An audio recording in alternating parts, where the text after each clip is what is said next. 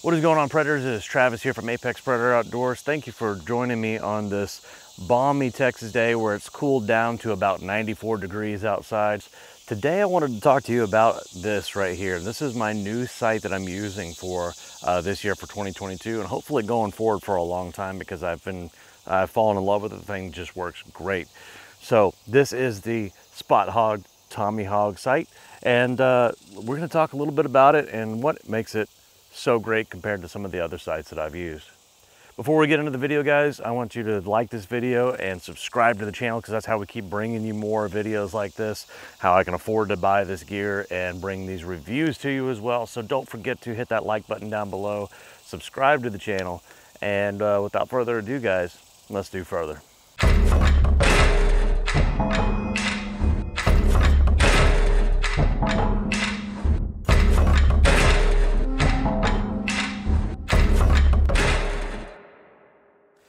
So the Spot Hogg Tommy Hogg is a not very commonly talked about sight. So a lot of people these days, when they talk about Spot Hogg bow sights, they're typically talking more along the lines of the Fast Eddie XL. This thing has gotten very popular because of the dovetail design to it. It's kind of interesting because a lot of people are going to these using dovetail sights, but I don't think that they need to, and I'm going to tell you why. In a time where everybody is running some kind of a dovetail sight and things like that, why did I go with a non-dovetail sight with the Tommy Hogg here? Well, typically whenever I run a sight here, I always run, even whenever I had the Fast Eddie XL, I ran it almost all the way back. I found that whenever I got further from the bow like that I actually got a little bit less accurate. And so by running it a little bit closer back this way, I found that I was just a lot more accurate with the sight. And so I feel, you know, like I didn't need that extra weight of the dovetail sticking back out there and everything. Probably not that much extra weight, but I didn't need that extra weight on there, you know, weighing this back. So what I did is I just got a shorter sight. And also the Tommy Hogg here, you can find these things for a lot cheaper right now than you can the Hogfather, even though it's got some of the same exact features of the Hogfather.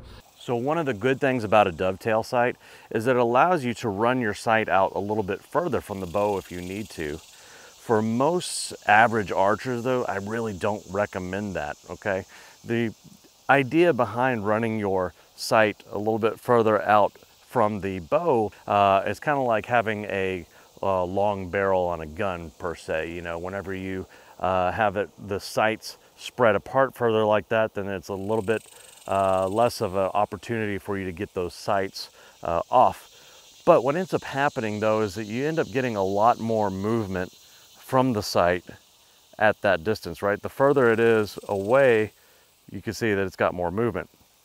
For instance, I'll show you with the stabilizer I got on my bow. So here's my sight, and you can see as I move, the stabilizer, the tip of that stabilizer is moving a lot more than the bow sight, right? Of course, obviously this is an extreme example, but the idea is the further you get something away from that bow, the more it's going to move if you have any kind of shaking or anything like that. So that's one problem with the dovetail, is like I say, it has the probability of that pin moving a lot more in your sight picture. And whenever you bring it in, like I say, it prepares that sight picture that you get from that pin or of that pin is going to be a lot clearer, and it works out a lot better like that. It lends the average archer to being a lot more accurate. So that's why I decided to go away from something that has a big dovetail. Not only that, the dovetail sights are usually a lot heavier because they've got that extra weight sticking out the back if you run it back in there, or if you run it out further, you've got a lot of extra weight sticking out forward. So weight is an issue sometimes with those. With the people that are running the Matthews bows, you have the bridge lock where you can slide that sight inside the bow. Is not going to be a very popular stance, but I'm going to say that is all bullshit. It doesn't matter, honestly. So there's going to be another video coming for that. So subscribe to the channel if you want to see a video of me talking about that. So it has a very, very familiar sight housing there. This is also accepts the double ring if you need that for you know, shooting in low light where you've got a double ring there. I don't shoot a peep, so I don't even need this on there at all. In fact, let's do this. Take it off. There we go. So now I don't even need that at all. which would be good because it actually helped me focus on looking at my bubble whenever I'm drawing and shooting, and there's less distractions in the way. I chose my Tommy Hogg to be the double pin. Okay, so you can see on the sight dial here, I've got the double marker here, so I've got two yardage markers there, and that's for the top pin and the bottom pin. One of the really cool things that they do that not everybody does is that they actually allow you to fully customize what you've got here. So this is what I chose. So both of my pins are 0.019, so you can actually customize the size of it. Then you can also customize the color, so you can get green and green, you can get red, and you can get yellow. Okay, so it's really cool as you can kind of customize this. You can do it right-handed and left-handed. You can see the specs here. So it's got, again, a single pin with dual fiber optic aiming points, 10, 19, and 29 fibers. So it is a 1 5/8 inch diameter with a 2-inch outside diameter with a single alignment ring, which is what I've got right there. So solid 6061 aluminum, so it's nice and durable, and yes, it does give you that precision feel. So as you can see with this, it's got quite a bit of throw here. There's a lot of room to adjust that, and if I've got the arrow clearance, I can really get a lot of yardage out of this sight, probably more than most sights on the market. Okay, and that's one of the things I love about the Spot Hogg sights. Everything is very tight as well. Whenever I adjust, everything is very tight. I have very finite adjustment, of the sight and where my yardage and everything is. But what I like, let's say specifically about this Tommy Hogg versus, like they say, the Fast Eddy XL. Sorry, I'm squinting here. It's super hot and it's super bright out here. But anyways, what I like about this better, is that I can lock that, and so this, much like the Hogfather, I can actually lock this in, and now I can't turn that knob.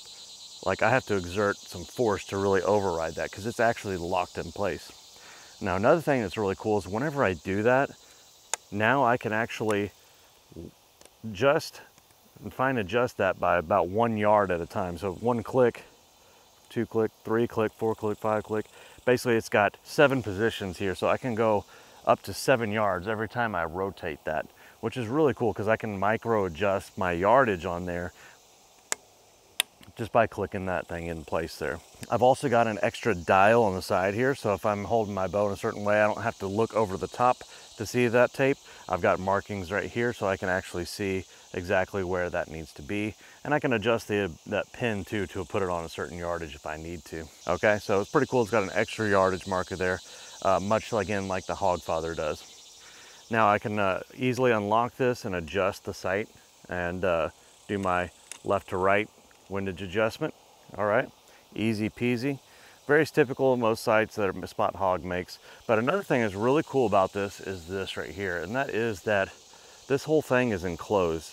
So you can see here, if you've ever seen, I'll put some comparison pictures up here for the Spot Hogg Fast Eddy XL, but you can see there's no exposed gears or anything right here. So all of this right here is enclosed, so there's no chance of me getting dirt and debris and things like that inside that gear mechanism, which is something I had happen to me whenever I had my Spot Hogg Fast Eddy XL. So again, there's no exposed gears. So again, there's no exposed gears or anything like that. So all of this inside here stays clean. You can see while I'm turning this knob, there's no exposed moving gears. It's all enclosed. And that's another thing I think that makes this Tommy Hogg a better choice than, let's say, the Fast Eddy XL. So again, this is a really great sight. Really, just like most Spot Hogg things, are made durable like a tank. And I think, again, it's a better option for a lot of people out there than would be the Fast Eddy and the Fast Eddy XL. So it's all enclosed, great construction, brings them much more close to your bow, to your aiming point. And so overall, it's gonna be a great choice, guys. So thanks for watching this video. Thanks for tuning in for this just little update on the sight that I chose for this year. And thanks for watching, Predators. And as always, keep defying the odds.